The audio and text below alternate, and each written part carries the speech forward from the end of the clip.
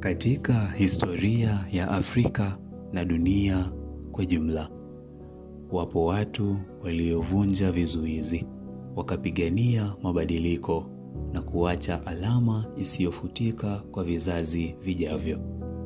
Mmoja wao ni Profesa Wangari Maathai, mwanamke shujaa aliyepigania haki za mazingira, usawa wa kijinsia na demokrasia bila uoga. Kupitia juhudi zake, alianzisha mapinduzi ya kijani barani Afrika, akihimiza upandaji miti na uhifadhi wa mazingira kama silaha ya kupambana na uharibifu wa misitu na umaskini. Makala haya yanachunguza maisha yake, mapambano aliyokabiliana nayo na urithi alioacha kwa Kenya na ulimwengu wote. Katika kipindi cha leo cha simulizi za mashujaa, tunamzungumzia Wangari Maathai. Katika historia ya Kenya na ulimwengu kwa jumla, jina la Profesa Wangari Maathai linang'aa kama taa angavu ya matumaini, ujasiri na mapambano ya haki za mazingira na wanawake.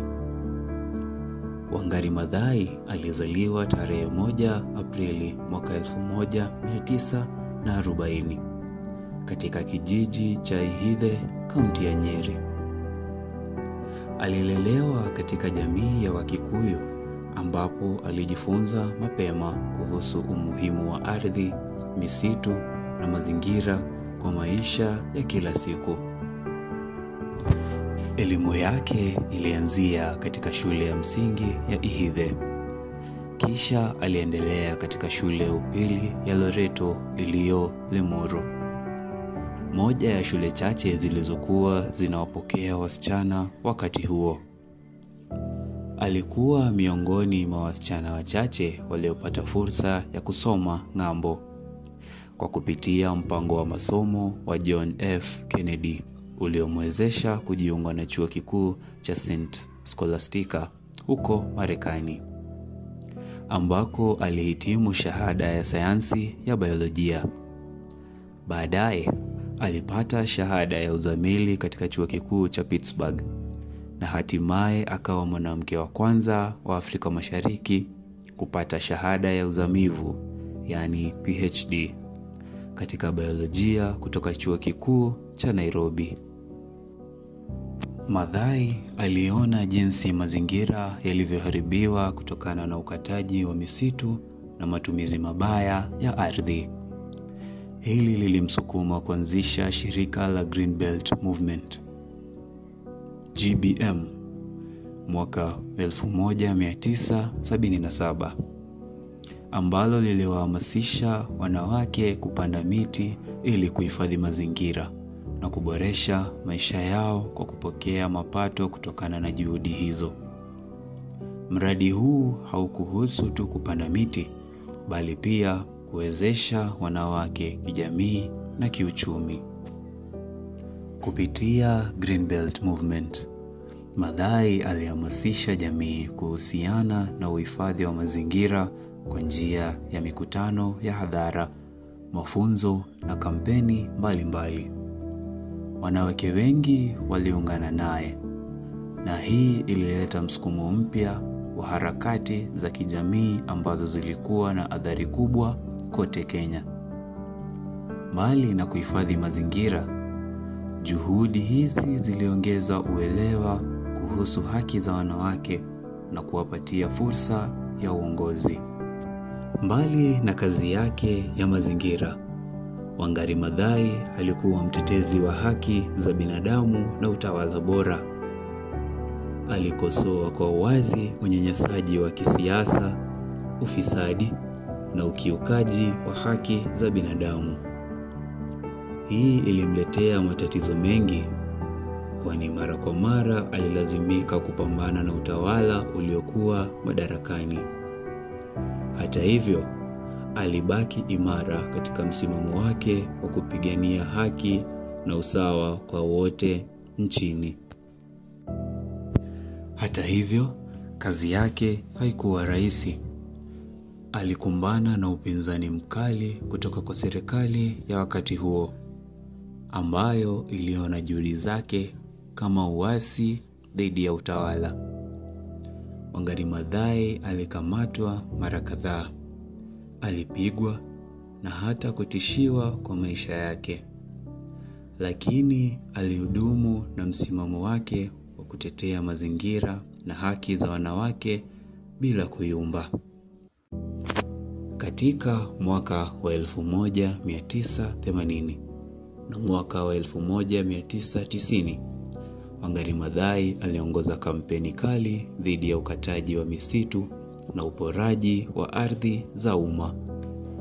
Mojawapo ya mapambano maarufu aliyoshiriki ni kupinga mpango wa serikali wa kujenga jengo la kifahari katika hifadhi ya Uhuru Park jijini Nairobi.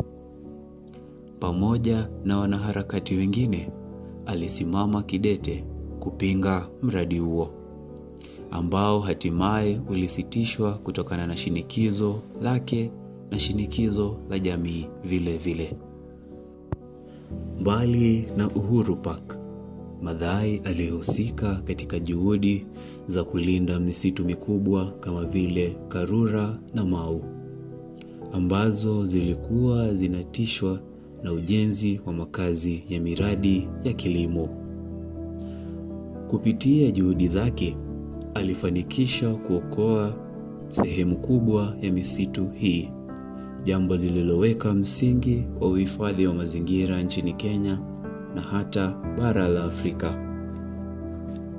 Mnamo mwaka 2002, Maathai aliingia kwenye siasa na alichaguliwa kuwa mbunge wa Tetu. Aliteuliwa kuwa naibu waziri wa mazingira na maliasili katika serikali ya Rais Mwai Kibaki. Hii ilikuwa nafasi nzuri zaidi kwake kuendeleza ajenda ya utunzaji wa mazingira na haki za wanawake. Mnamo mwaka 2004, juhudi zake zilipata kutambuliwa kimataifa alipotunukiwa tuzo ya amani ya Nobel na kuwa mwanamke wa kwanza kutoka Afrika kushinda tuzo hiyo. Baada ya kushinda tuzo hiyo, aliendelea kuhamasisha ulimwengu kuhusu umuhimu wa kuhifadhi wa mazingira, akihutubia viongozi wa mataifa mbalimbali na kushiriki miradi ya kimataifa kama vile kampeni ya kupanda miti bilioni 1 iliyoendelezwa na Umoja wa Mataifa.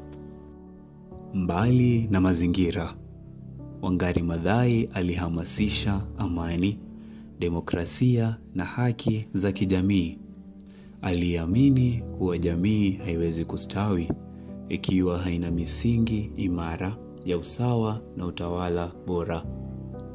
Katika hotuba zake, alisisitiza kuwa maendeleo ya kudumu hayawezi kupatikana bila kuheshimu mazingira na kuhakikisha usawa wa kijinsia katika nchi. Katika maisha yake yote, Wangari Maathai aliwahimiza wanawake na vijana kuchukua hatua katika kulinda mazingira na kupigania haki zao. Aliamini kuwa mtu ana jukumu la kufanya ulimwengu kuwa mahali bora pa kuishi. Alipozuru mataifa mbalimbali, alitoa hotuba kuhusu umuhimu wa mabadiliko ya tabia nchi na uendelevu wa mazingira. Katika miaka ya baadaye, alianzisha mipango mbalimbali ya kimataifa kushirikiana na mashirika mengine makubwa duniani ili kupambana na uharibifu wa mazingira. Aliamini kuwa mazingira hayana mipaka na juhudi za kuyahifadhi zinapaswa kuwa za pamoja kati ya mataifa yote duniani. Wangari Maathai alifariki dunia tarehe 25 Septemba mwaka 2011, lakini urithi wake unaendelea kuishi. Kazi yake imesababisha uhamasishaji mkubwa kuhusu mabadiliko ya tabia nchi na umuhimu wa kutunza mazingira. Shirika lake la Green Belt Movement linaendelea kupanda miti na kuhamasisha jamii kuhusu masuala ya mazingira kwa jumla. Kwa jumla, maisha ya Wangari Maathai ni somo la ujasiri, uvumilivu na kujitolea kwa ajili ya kizazi cha sasa na kizazi kijacho. Alionyesha kuwa mtu mmoja anaweza kuleta mabadiliko makubwa, na juhudi zake zimebadilisha sura ya Kenya na ulimwengu kwa jumla. Kama alivyosema mara nyingi, if you destroy nature, nature will destroy you. Tukutane kwenye kipindi kingine cha Sauti za Mashujaa.